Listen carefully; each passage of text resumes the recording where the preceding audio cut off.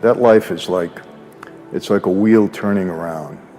And the guy that's on the bottom today can end up being on the top tomorrow.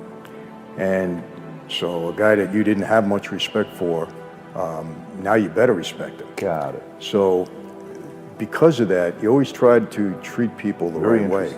Yeah, because you never know, where that guy's going to be the next day or the next week. So I always say, I knew how to put the right people in the right place and get them and motivated them to do the work properly. My mantra always was at that time, do what you do best and delegate the rest. And that always worked for me until today. There's things that I'm just not good at, and I don't even try to do them. I don't even want to be bothered with it, but I'll get somebody that's going to do them a lot better than me. Oh yeah, yeah, had to. Because I got a lot of stuff thrown at me, and I recognized what was good and what wasn't going to work. And that's important, because you can waste your time with stuff all day long. That's what gave me the leverage to negotiate the deal that I got. When you have time to think and really analyze the way life goes, and you look back and I said, man, all these negatives turned into a positive for me. They gave me breaks that I didn't realize were happening at that time. That's a big part of my faith when I talk to people. I said, the misery that you're going through now might be the blessing for you later on. God never throws you into the fire without preparing you first. So I spent 20 years in that life at a very high level, and I was a good student of the life. I observed and I watched, and I reached a certain level there. So I knew I had to make changes. One of the horrors about that life, and I don't know if you know this, but you might be in trouble, in serious trouble. Your best friend walks you into a room, you don't walk out again. And unfortunately, I've experienced that in my life with other people. And so I said, okay, they're not going to walk me into a room. They're going to have to work to get me. I never put a house in my name, no utilities. I never went to any nightclubs. Bad place for me. I know who hangs out there. I stopped creating patterns in my life. So if somebody was scoping me, they had a tough time in figuring out where I was. And I was very disciplined in that, very disciplined, because I never sell my former associates short. There's very capable guys there. And then what happened, I just outlasted everybody.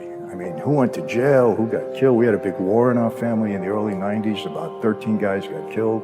Another 20 or something went to jail for life. And I just outlasted everybody. And the major thing for me was that I never testified against anybody. I didn't send anybody to prison. I didn't put anybody in trouble. People think that mob guys sit around in their social clubs and we start to target different businesses. Well, we're going to take that over, we're going to do this. Normally it doesn't happen that way. What happens is people come to us. People would come to me with all sorts of deals. And it was mostly guys that came inside their company that had a way to make some money, and they figured they can do it with me. I can protect them, I can finance them, we have strength, all that. And that's how this happened in the gas business. Some guy came to me, had a very small gasoline operation, and he said, I have a way to defraud the government out of tax on every gallon of gasoline. It was attractive to me because at that time I didn't like the government.